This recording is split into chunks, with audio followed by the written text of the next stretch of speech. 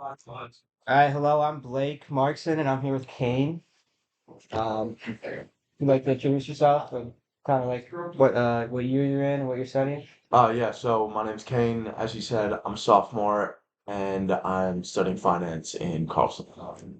I'm also in Carlson. I'm excited, but today for this project three, I'd like to highlight central research question of how the optimization of sleep and mental health can affect the academic success of college students.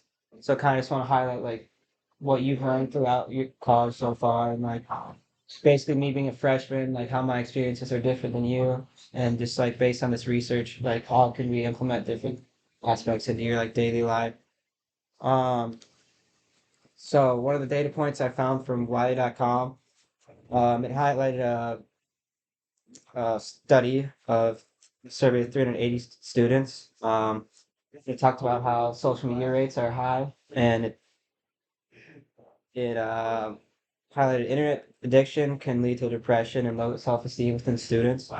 And out of all the responses, 155 students said they were addicted to social media, with between 75 and 100% of them perceive themselves as like 100% addicted. So, kind of like, what is that? How do you see that in your daily life, like the social media aspect?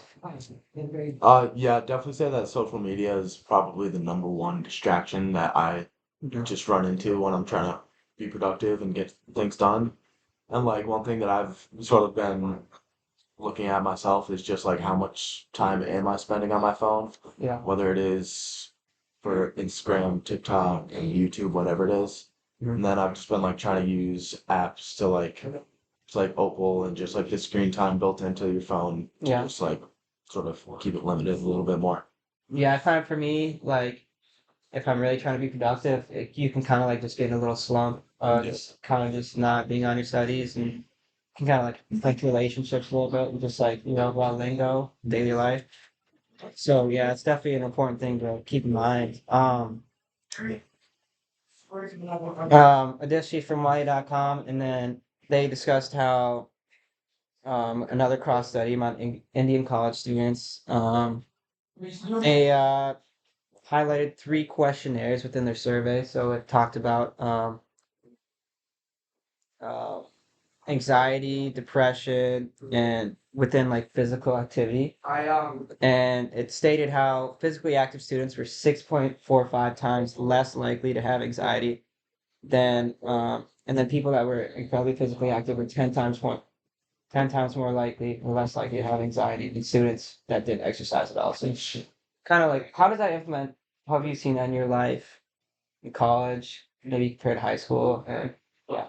Yeah, I'd say like just for me, there've been times where I'm sort of on and off just as far as like consistently going to the gym and just staying active. And I'd Mhm. definitely say that for the times that I have been consistent in going to the gym, I'm also just so much more productive. I feel like I'm sort of, I feel like the wheels are already sort of turning whenever I'm actually trying to be productive out Yeah, much. that's for sure. Yeah. Just like creating time and optimizing that for sure. Um, so ScienceDirect.com, another survey through 686 college students. Um, these are actually in China, and it just kind of described the direct relationship between a sleep quality index score and the PSQI Pittsburgh Sleep Quality Index score associated with scores of depression, anxiety, and stress. And there's a direct correlation between the amount of quality REM sleep these students were getting and their mental health, which was directly affiliated with their schoolwork. Um, yeah, I also found this in NIH.gov. They discussed how sleep problems to undergrad students and their academic success. Kind of just a similar thing. They analyzed previous sleep habits compared to GPA of students. So kind of like what we talked about before, like the importance of sleep. How do you like see that implemented within like your academic success? Um, I'd say it's sort of similar to staying active and going to the gym. It's all dependent on whether I have like consistent sleep schedule or not. Hmm. And it's sort of the same thing when I have that consistency, it's all for the better, and when it's not there, it's not really helping me out. Yeah, for sure. So I think like just as a student, as you grow up in general, it's like increasingly more important. You have more responsibility. That's what I've kind of learned so far without college. Like you don't have uh, you don't have that structure throughout like a regular high school classroom, or just like having your parents being around. So it's like I found it for me. It's like highly crucial to just get at least like you like consistently get like at least a 7 hours of sleep. It's important to just be around my friends. I think that's another aspect that I didn't really touch on, but like just that social interaction, um, really just like pushing you forward and with your academic success Yeah. and just like meeting your goals too, and enjoying it. Um, but also something that's really interested me, uh, Huberman Lab, Andrew Huberman. Oh yeah, yeah. Yeah, so I found some of his information. He has a lot of toolkits on sleep success. So some of the main points that I found within that was just kind of like your circadian rhythms and waking up at each time at around similar times each day and going to bed when you feel sleepy. And it's also talks about avoiding caffeine before you go to bed and limiting daytime naps. This is also a trivia to a PLOS.org article where they talked about 69 university students with healthy sleep patterns compared to those who didn't. Uh, and these students, they went to bed before 2 a.m. 4 times a week, got more than 6 hours sleep per night, and scored a 10 or less on a sleepiness questionnaire. So, kind of just like, what has worked for you so far? How do you stay consistent? And like, what advice do you have to other people?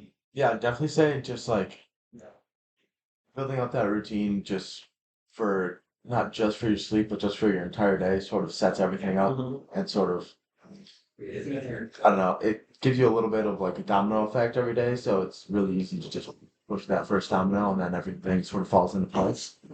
And I definitely say like think about the factors that go into sleep, like you were saying, taking naps throughout the day. Um, I think eating habits and like when you like caffeine's a obvious thing, but Mhm. just general like digestion. I've heard that it's not good to be digesting food like right before bed. So, Uh-huh. looking into that this factor before thinking about going to sleep, Mhm. and then yeah. Yeah, thank you for your time. So overall, just if what I've learned throughout here, just maintaining good sleep and optimizing your mental health through physical activity and your relationships can really help you as a college student and adapt and have academic success. Yeah. Thank you, Kenny. Thank you. Awesome.